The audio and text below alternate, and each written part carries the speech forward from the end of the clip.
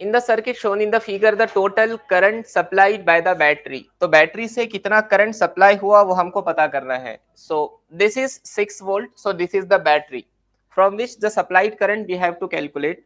So let consider battery is supplying amount of current equal to I. Consider करते हैं I के बराबर का करंट बैटरी के थ्रू सप्लाई हो रहा है। अब क्या होगा, ये करंट आएगा जंक्शन ए के ऊपर। ए जंक्शन पे आकर करंट को कितने रास्ते दिख रहे हैं, 2 रास्ते दिख रहे हैं। थोड़ा सा करंट इस रास्ते जाएगा, वेट प्लीज। सो थोड़ा सा करंट इस रास्ते जाएगा। मान लेते हैं कि यहां जाने वाला करंट I1 के बराबर है और बाकी करंट इस रास्ते जाएगा। मान लेते हैं यहां आने वाला करंट I2 है। अब आगे बढ़ते हैं। ये I1 यहां से यहां तक आ गया पॉइंट O पर। I2 यहां से यहां जाएगा। I2 को यहां जाने के बाद 2 रास्ते नजर आएंगे, यहां कुछ जाएगा, यहां कुछ जाएगा। मान लेते हैं यहां जाने वाला करंट I3 है और यहां जाने वाला करंट I4 है। और ये I3 I4 बने किससे हैं, I2 से बने हैं। तो क्या हम लिख सकते हैं I2 equal to I3 plus I4? Simple है। अब ये I3 यहां पर आ गया, नीचे से यहां पर I1 आ रहा है, तो यहां कौन जाने वाला है, I1 प्लस I, जरा ध्यान, तो I1 आया और ऊपर से I3 आया, मतलब यहां कितना जाने वाला है, I1 plus I3। I1 plus I3 किसके बराबर है,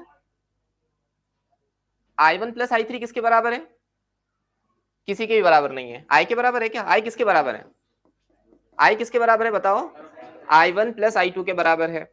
और ये I2 किसके बराबर है, I2 बराबर है I3 प्लस I4 के। तो I1 और I3 का एडिशन हमको पता नहीं है, कुछ तो भी होगा वो हमको पता नहीं है अभी।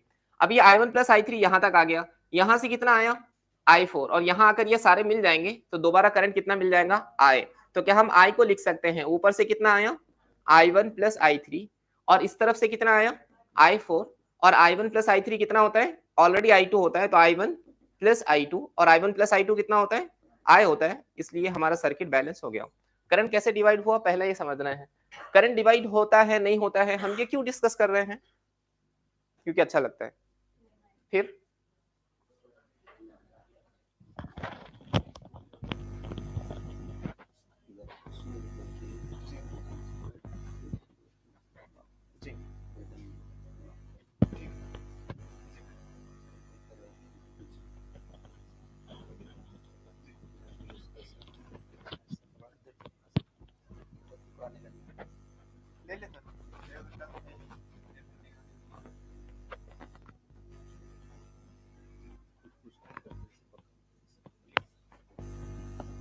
हाँ, तो हम करंट डिवाइड होता है ये क्यों डिस्कस कर रहे थे, क्योंकि जब तक करंट डिवाइड नहीं होगा तब तक हम ये डिसाइड नहीं कर पाएंगे कौन सा रेजिस्टेंस सीरीज में है कौन सा पैरेलल में है। सीरीज में कब होता है, जब करंट सेम पास हो रहा हो। पैरेलल में कब हो रहा हो, जब 2 पॉइंट सेम हो, उन दोनों के बीच में करंट डिवाइड हो रहा हो। पॉइंट ए से जाने वाला करंट और पॉइंट बी से वापस आने वाला करंट दोनों अगर सेम हो तो ए और बी के बीच के 2 रास्ते अरे पैरेलल में होते हैं लाला।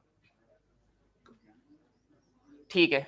सो यहाँ क्या हुआ, यहां से गया I1 करंट और यहां से गया I2। अब मुझे बताओ ये I1 और ये I3, क्या इन दोनों के अंदर पॉइंट ए और पॉइंट ओ के अंदर ये 2 अलग अलग करंट है, यहां से यहां, तो क्या 3 और 6 ओहम को मैं पैरेलल कॉम्बिनेशन में कंसीडर कर सकता हूं।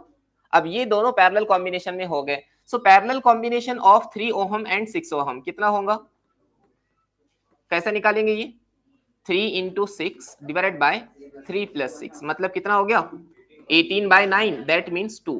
तो क्या मैं ये दोनों रेजिस्टेंस को निकाल कर इनकी जगह सिर्फ एक रेजिस्टेंस लगा सकता हूं, और वो कितना 2 ओहम का। तो यहाँ की बैटरी तो मैं रखता हूं एज इट इज, ये हमारी बैटरी रही एज इट इज, और ये 3 और 6 ओहम को निकाल कर मैं यहाँ एक रेजिस्टेंस लगा देता हूँ, कितना 2 ओहम का। ये यहाँ बन गया 2 ओहम का रेजिस्टर। अब एक बात बताइए, 3 ओहम और 6 ओहम, 3 में से कितना गया I1 और 6 में से कितना गया I3, और I1 I3 का कॉम्बिनेशन 4 ओहम में से गया। मतलब ये दोनों का जो इक्विवेलेंट है उसमें से कितना करंट फ्लो होगा, इन दोनों में से कितना करंट फ्लो होगा, इन दोनों के इक्विवेलेंट में से I1 प्लस I3, और I1 प्लस I3 इसमें से भी फ्लो हो रहा है। मतलब ये दोनों रेजिस्टर कैसे हो गए, सीरीज कॉम्बिनेशन में हो गए। ये कौन हो गया 4 ओहम, और बाकी वाला सर्किट एज इट इज। क्या ये समझा, इसलिए करंट कैसे डिवाइड हो रहा है ये समझना बहुत अहम है। आगे बढ़ते हैं। तो यहाँ की बैटरी का एज इट इज 2 और 4 ये कितना हो जाएगा 6 ओहम। तो यहाँ एक रेजिस्टर कनेक्ट है 6 ओहम का, और यहाँ एक रेजिस्टर कनेक्ट है 3 ओहम का, और यहाँ एक बैटरी कनेक्ट है कितना है 6 वोल्ट की। ठीक है, अब तो ये आसान हो गया, बैटरी से जितना भी करंट निकलेगा यहाँ कुछ जाएगा, यहाँ कुछ जाएगा, यहाँ आकर दोनों करंट मिल जाएंगे, मतलब ये दो अलग अलग रास्ते हो गए इस पॉइंट से इस पॉइंट पे जाने के लिए। पाथ अलग अलग है, करंट डिवाइड हो रहा है, दो रेजिस्टर पैरेलल होंगे। 6 और 3 का पैरेलल कॉम्बिनेशन अभी हमने देखा है 2 ओहम, मतलब ये बैटरी को रखते हैं ऐसे ही। कितनी है बैटरी 6 वोल्ट की, और यहाँ एक रेजिस्टर ऐड कर लेते हैं कितना 2 ओहम का। हमको क्या पता करना है, current supplied by the battery, आसान है। सो ये हो गया रेजिस्टेंस, ये होगा वोल्टेज। तो हमारे पास ओहम्स लॉ है V equal to I times of R, voltage है 6, करंट कितना फ्लो होगा पता करना है, रेजिस्टेंस की वैल्यू आ गई 2 ओहम, यानी करंट का वैल्यू मिल गया 6/2। So current equal to, current will be equivalent to 3 ampere.